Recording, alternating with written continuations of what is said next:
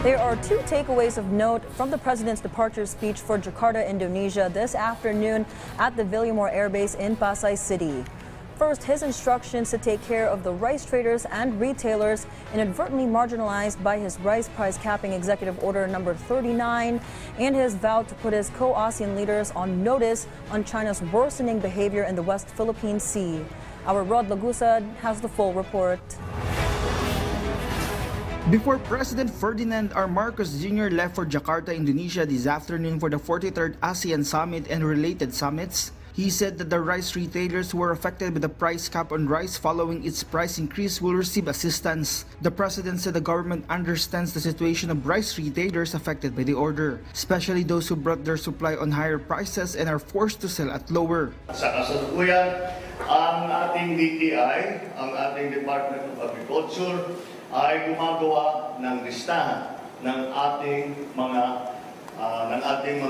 rice retailers, yung mga association ng mga rice retailer. Habang ginagawa yan, kinakalkula rin kung ano ang magiging lugi ng mga rice retailer dahil nga sa price cap. The president emphasized that through these, rice retailers will recover their losses while having affordable rice for the public. In relation to this, the DSWD has a fund from its Sustainable Livelihood Program. This is the same program that provided assistance to those affected by the closure of Boracay or the lockdowns during the height of the pandemic. The moment ipasa nila yung listahan sa DSWD, agad-agad tayong magpe-payout. Importante yung speed o yung turnaround namin na kagad ma-finish yung listahan, magawa yung listahan, at kami makapag-payout kagad sa mga apektuhan na retailers. Yung halaga ng grant will be commensurate doon sa maaring maging epekto doon sa mga small retailers natin.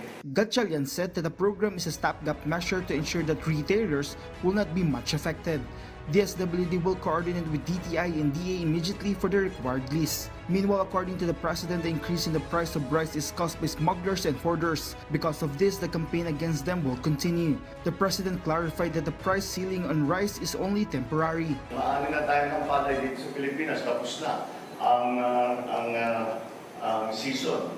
At kaya pagdating ng panahon, papasok pa, meron tayong mga in-import na bigas. Sabay-sabay na papasok yan.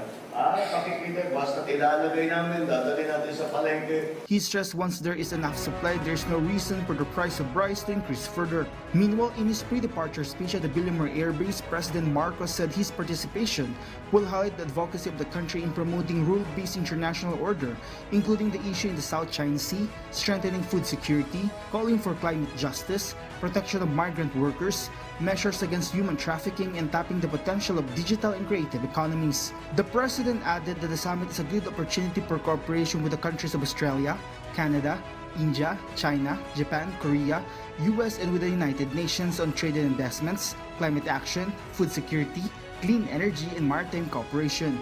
I will also participate in the ASEAN +3 and East Asia summits, during which we will discuss developments in the South China Sea, the situation in Myanmar, and the conflict in Ukraine, as well as on other major power rivalries.